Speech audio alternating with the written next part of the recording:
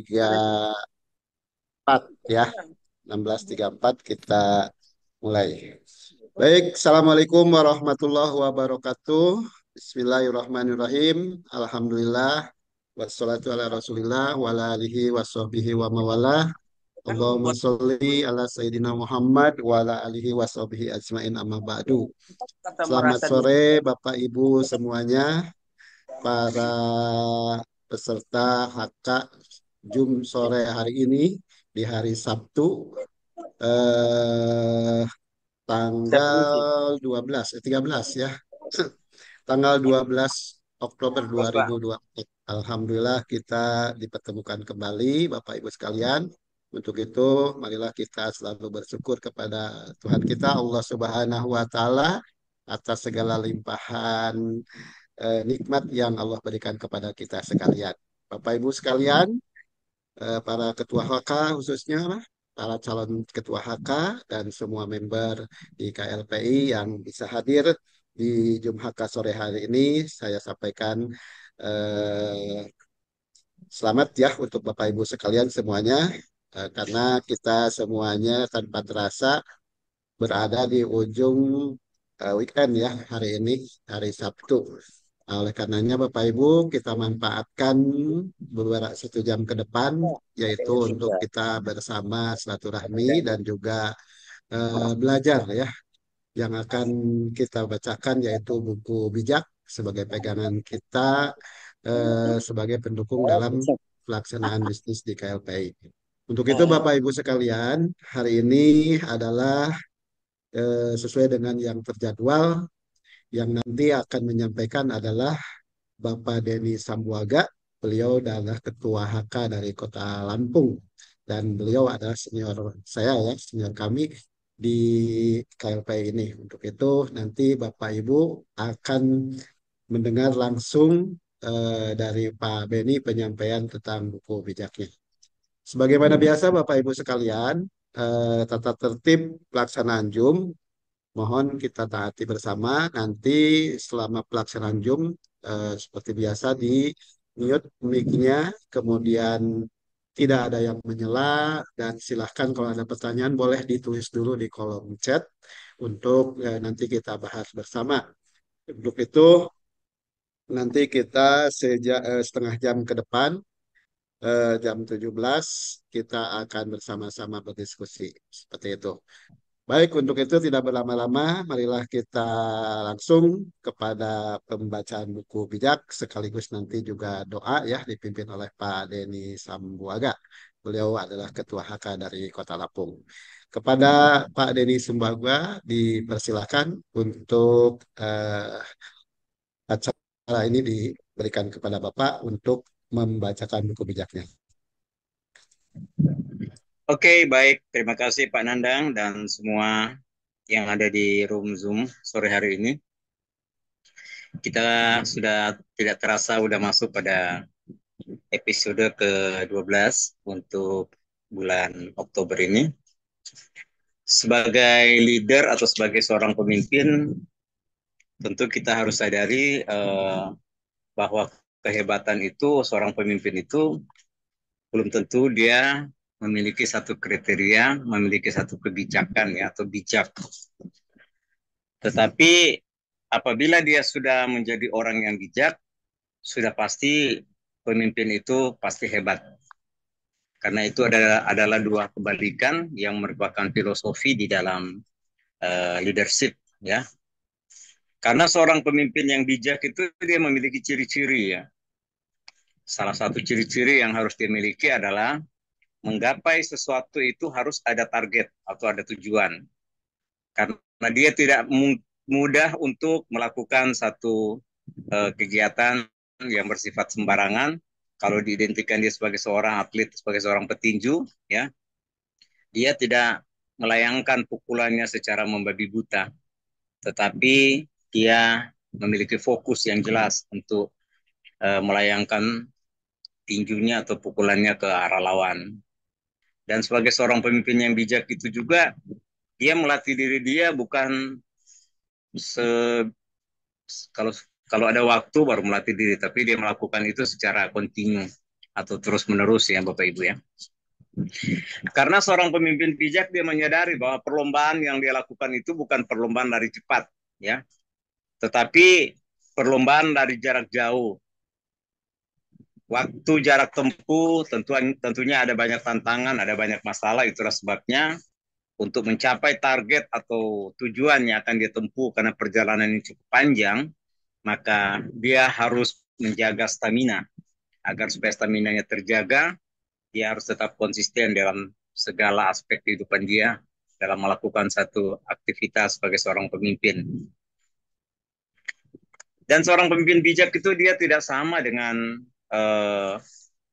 minuman bersoda, di mana karakteristik daripada minuman bersoda itu kalau dikocok dia langsung mengeluarkan gas yang begitu membuih, tapi tiba-tiba dia langsung reda dan ciut. Nah, tentunya seorang pemimpin bijak tidak boleh demikian. Dia harus tetap mengeluarkan sesuatu energi, aura yang terus membahana dan terus memberi semangat dan tidak boleh langsung buyar seperti minuman bersoda tadi. Uh, Seorang pemimpin bijak juga itu adalah seorang yang selalu menjaga stamina-nya dan apa yang harus dia lakukan ketika dia menjaga stamina. Sebagai umat religi atau orang yang percaya kepada Sang Kuasa, tentunya dia harus mengandalkan pribadi tersebut. Siapapun kita di kolong langit ini, tidak ada yang dapat kita andalkan. Dengan kekuatan kita mungkin sulit untuk kita dapat andalkan. Tetapi kita tetap mengandalkan satu pribadi yang menyertai kita, menolong kita, dan memberikan setiap kebutuhan yang ada dalam diri kita. Dialah Tuhan semesta alam yang menjadi orientasi di dalam kehidupan kita. Kemudian seorang pemimpin itu juga dia harus setia dan terus berdoa buat goal atau target yang dicapai, kemudian strategi yang dibangun bersama dengan tim yang solid, dan kemudian dia juga harus berdoa untuk para leader, karena leader merupakan satu sosok yang memberikan bimbingan, yang memberikan pengarahan. Dan kemudian hal yang terpenting dan tidak boleh, jangan sampai tidak ada dalam diri seorang pemimpin yang bijak adalah dia harus percaya pada otoritas perusahaan. Jadi apapun yang perusahaan lakukan, apapun yang perusahaan kemas, tentunya dia percaya bahwa perusahaan sudah mengemas itu sedemikian rupa sehingga dia tetap percaya dengan perusahaan. Saya sering mengatakan bahwa sebuah perusahaan yang bodoh adalah perusahaan yang mau merugikan dirinya sendiri dan orang lain. Itu sama artinya perusahaan tersebut bunuh diri. Tapi kalau perusahaan itu benar-benar melihat kepentingan para member, jadi dia sudah berkomitmen untuk membangun, untuk membuat dan menciptakan hal-hal yang luar biasa yang akan menjadi bagian di dalam diri setiap member yang ada. Itulah sebabnya kita berbahagia sebagai member KLPI, boleh memiliki sebuah perusahaan yang memiliki integritas yang tinggi, yang telah menyiapkan segala sesuatu untuk kita buat masa depan kita semua. Karena apa? Di dalam perusahaan itu dia sudah memiliki satu sistem yang cukup luar biasa, yang kita yakini sistem ini satu-satunya di dunia. Dan belum pernah ada sistem yang membuat seperti sistem itu, yaitu memberikan satu kesempatan orang-orang untuk mendapatkan komunitas pembeli setia. Saya sering kali melewati jalan dan saya selalu melihat toko-toko ditutup. Belum lama juga ada restoran yang begitu mewah. Kok saya lihat kok sudah dipugar, ditutup. Rupanya bangkrut. Semua itu gara-gara apa? Gara-gara sistemnya. Ya, sistemnya itu eh, dia tidak memiliki customer ya. Di dalam PT KLP kita sudah memiliki satu sistem memberikan kita adalah customer setia pada jaringan kita sebanyak 88.572 orang.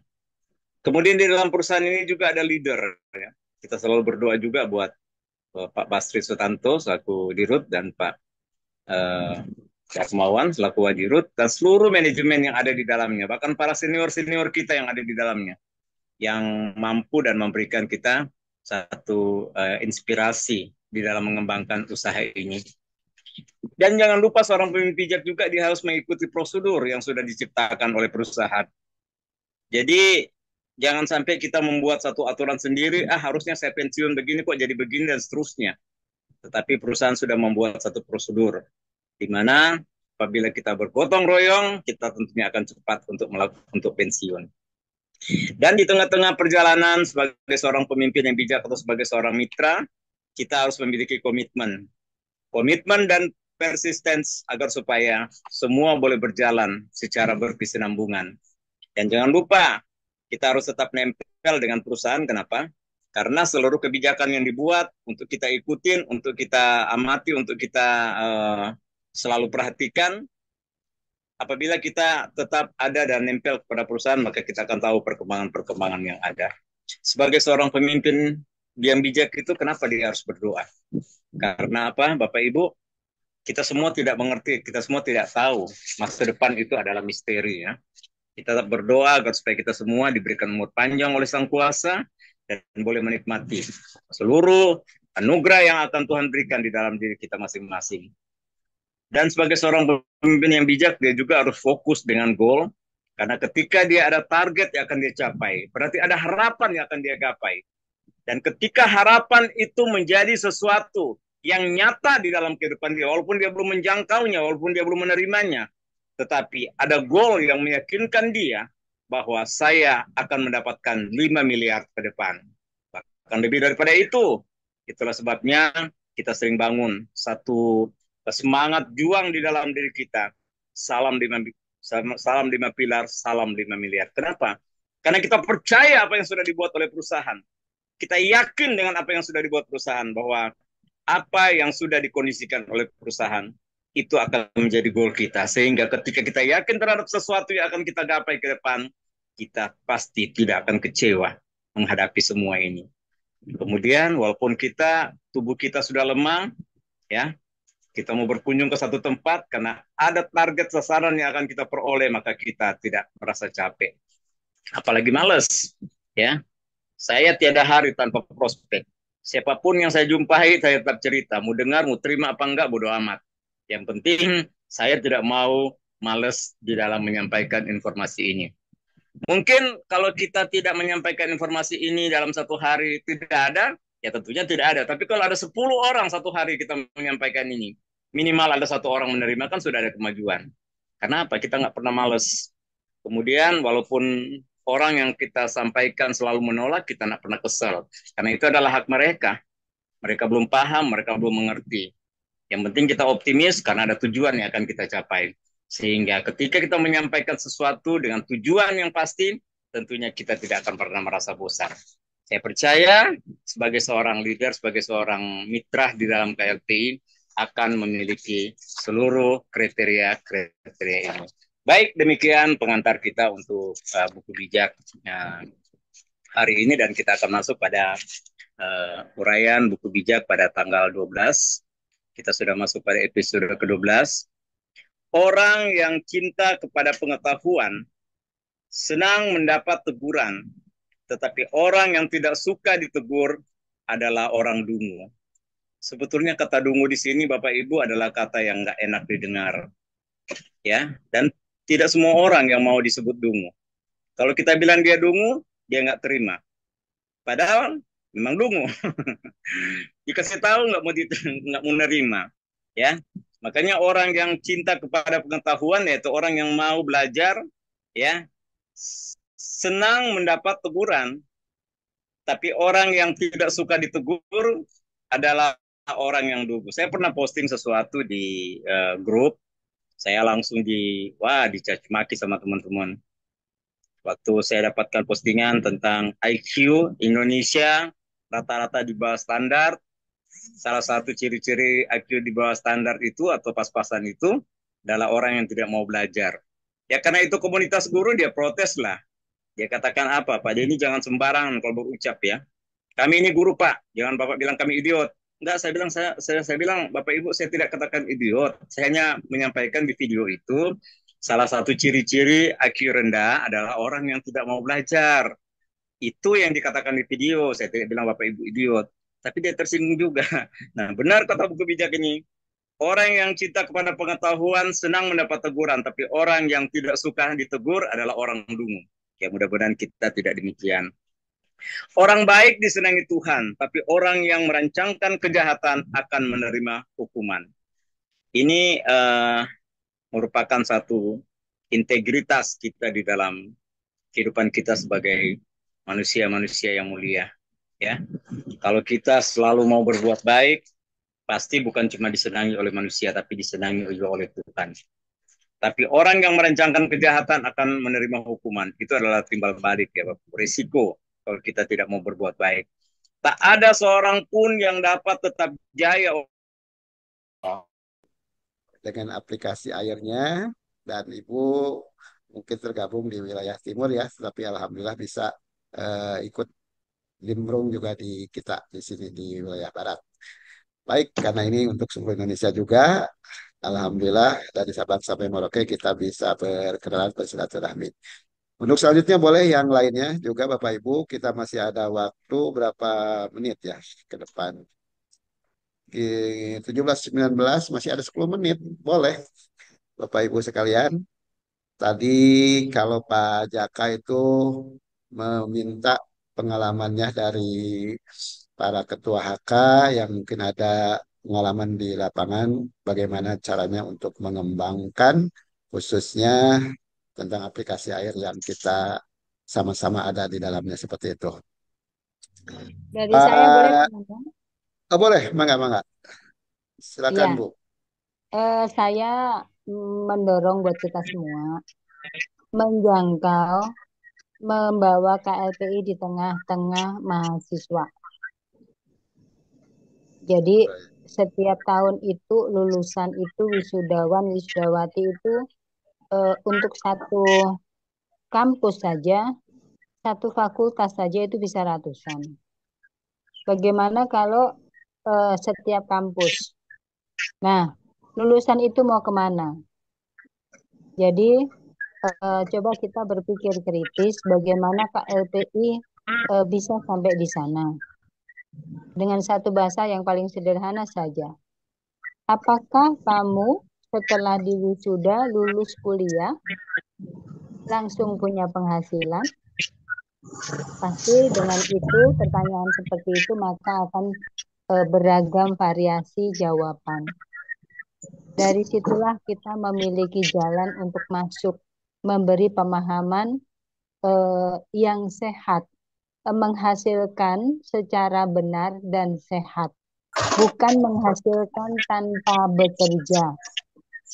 Karena kan realnya memang kita bekerja, membesarkan komunitas itu bekerja, membentuk komunitas menjadi lebih besar lagi itu bekerja. Jadi bukan dapat penghasilan di KLPI tanpa bekerja. Nah, cuman kita bekerjanya tidak lagi banting tulang, kepala jadi kaki, kaki kepala. Jadi Bapak Ibu boleh mungkin mencari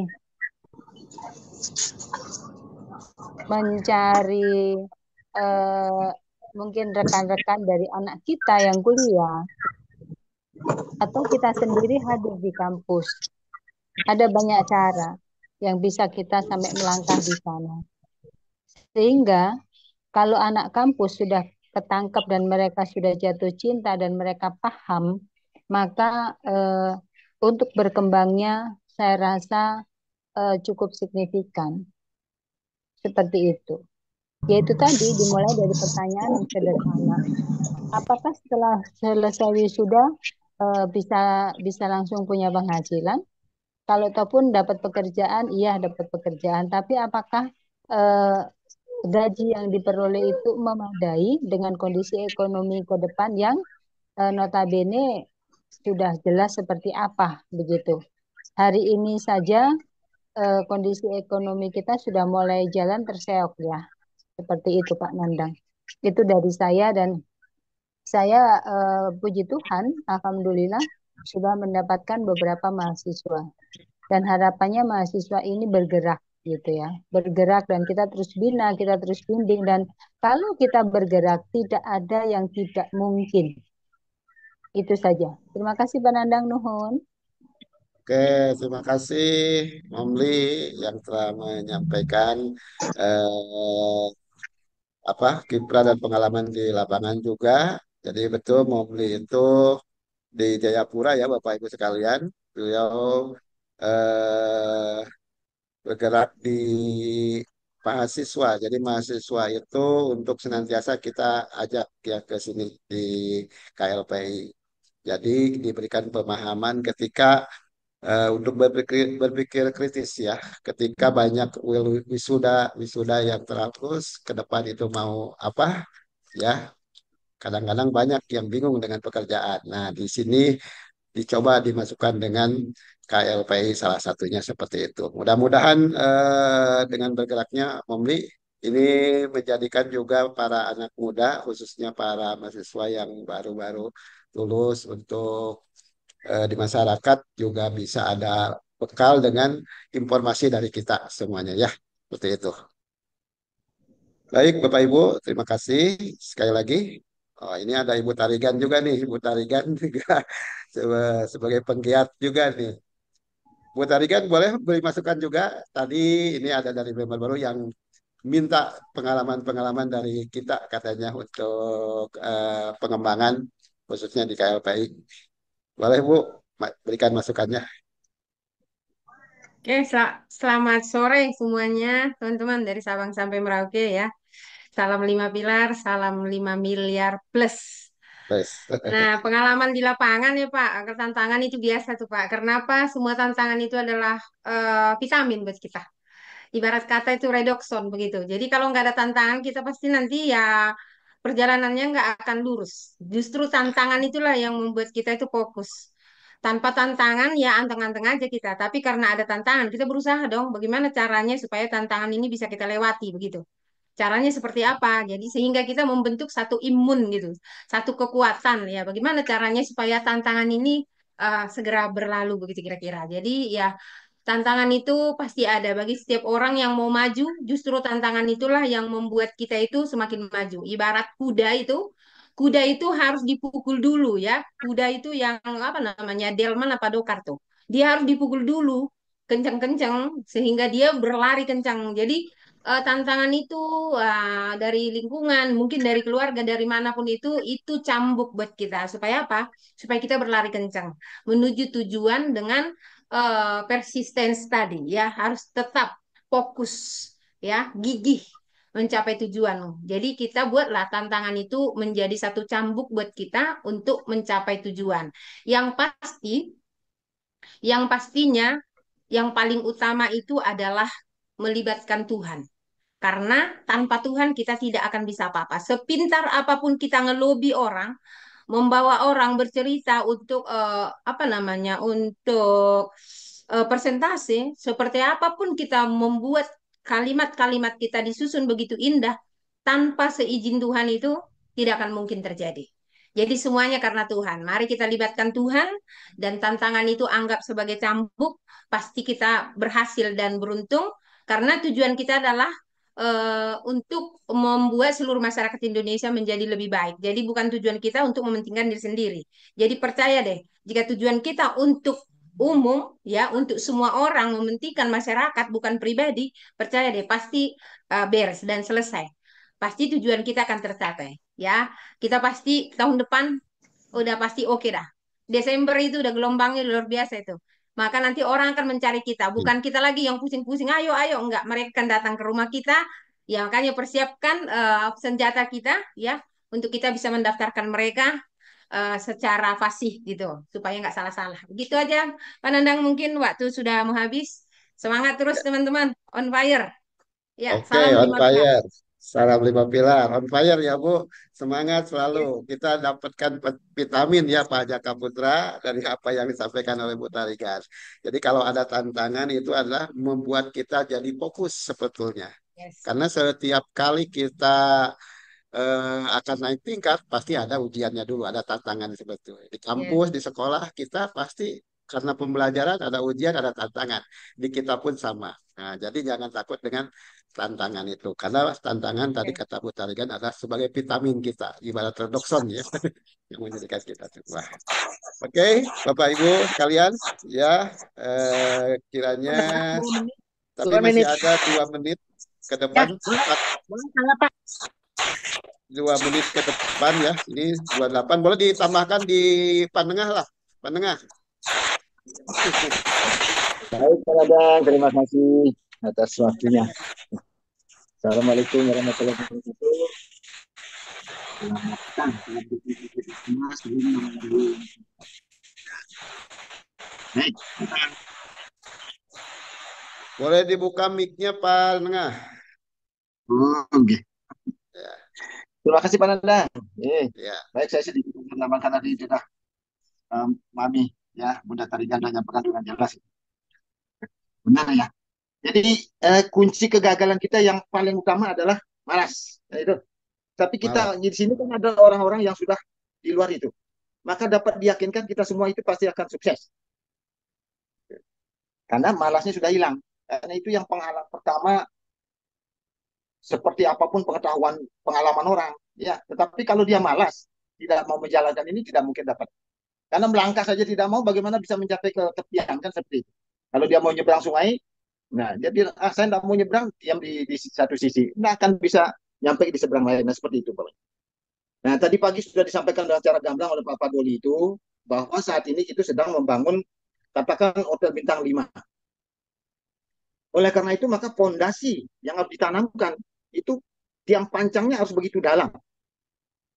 Nah, apa fondasinya? Ya, itu adalah kekuatan ilmu di sini. Nah, kita sudah ditopang lagi, ditambahkan dengan pengetahuan bijak. Ya, dari buku bijak ini, itu merupakan jurnal dari seluruh ilmu pengetahuan. Kalau menurut saya gambarkan seperti itu. Karena apa saja ditanya di sini ada. Mulai bagaimana kita selalu senantiasa harus takwa kepada Yang Maha Kuasa, Maha Pencipta, kepada Tuhan, ya itu ada di situ. Bagaimana kita berhubungan dengan manusia, ya sudah diajarkan di sini. Dari Sabang sampai Merauke ada perwakilan di sini. Dan kita satu tujuan, bagaimana kita bisa mencapai kesuksesan bersama untuk meningkatkan kesejahteraan di seluruh lapisan masyarakat ini. Baik, itu sedikit barangkali Pak Nana, karena sudah waktu nanti, karena akan ada yang lanjut yang lain. Terima kasih Pak Nandang. Assalamualaikum warahmatullahi wabarakatuh. Waalaikumsalam. Terima kasih Pak Inengah ya telah menambahkan buat eh, peserta yang hadir di sore hari ini. Untuk itu, Bapak Ibu sekalian, apa-apa yang disampaikan oleh senior-senior kita, para ketua HK, itulah diantaranya ya.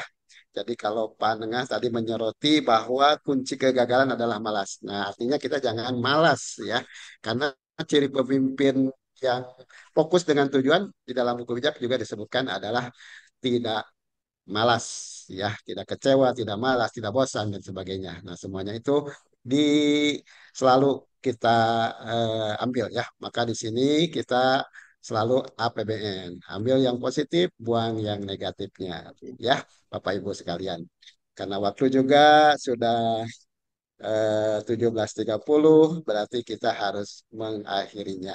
Terima kasih untuk Bapak Ibu sekalian, para peserta Jum HK sore hari ini dari Sabang sampai Merauke ya, seluruh Nusantara. Berikut para ketua HK, para calon ketua HK, dan juga Bapak Ibu sekalian. Mungkin ada chat yang kelewat tadi. Ini tadi saya menyoroti dari Pak Jaka itu ingin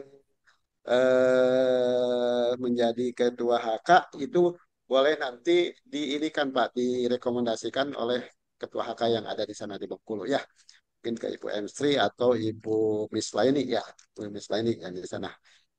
Nah, untuk itu Bapak Ibu sekalian, doa tadi sudah dibacakan. Akhirnya pertemuan ini atau Jumat kali ini kita akhiri saja. Terima kasih sekali lagi kepada Bapak Ibu sekalian. Mudah-mudahan di akhir pekan ini kita mendapatkan selalu barokah dari Allah Subhanahu wa taala, diberikan ilmu ya, selalu ilmu yang bermanfaat dunia dan akhirat tentunya ya. Kemudian juga kita diberikan rezeki selalu oleh Allah, rezekinya yang melimpah, yang luas, barokah, dan juga tentu bermanfaat. Nah, oleh karena itu kita senantiasa selalu diakhiri dengan doa kita. Salam 5 miliar, salam 5 pilar, Bapak Ibu sekalian. Assalamualaikum warahmatullahi wabarakatuh. Ya, Waalaikumsalam. Assalamualaikum warahmatullahi wabarakatuh. Salam 5 pilar, salam 5 miliar. Hostnya Salam berdiri lima saya Pak Nandang. Ke Semua Bang Li ya. luar Baik. biasa. Ya, teman-teman Jayapura bisa tetap stay. Oke. Yang lainnya mau ikut stay juga boleh. Mangga. Terima kasih. Sehat Pak Den. Sehat Bu, aman. Mana kakinya? Udah seger? Udah kembali normal? Sudah kembali Baik, pulih saya walaupun sudah ada kasihkan ke kesulitan. Ibu Mamli ya Assalamualaikum. Ya, Pak. obatnya. Terima kasih. Selamat sore. Oke, Makasih Pak Bapak Ibu Nandang. sekalian, Selamat sore. saya mohon izin ya. Saya mau izin Selamat dulu Pak kembali pekan. Nandang. Saya mau izin Kembali dulu pekan. ini juga saya. Mangga, mangga, Alhamdulillah. nuhunnya. Nuhun Oke, ya pajaknya. semuanya. Mohon izin dulu. Bye-bye. Ya.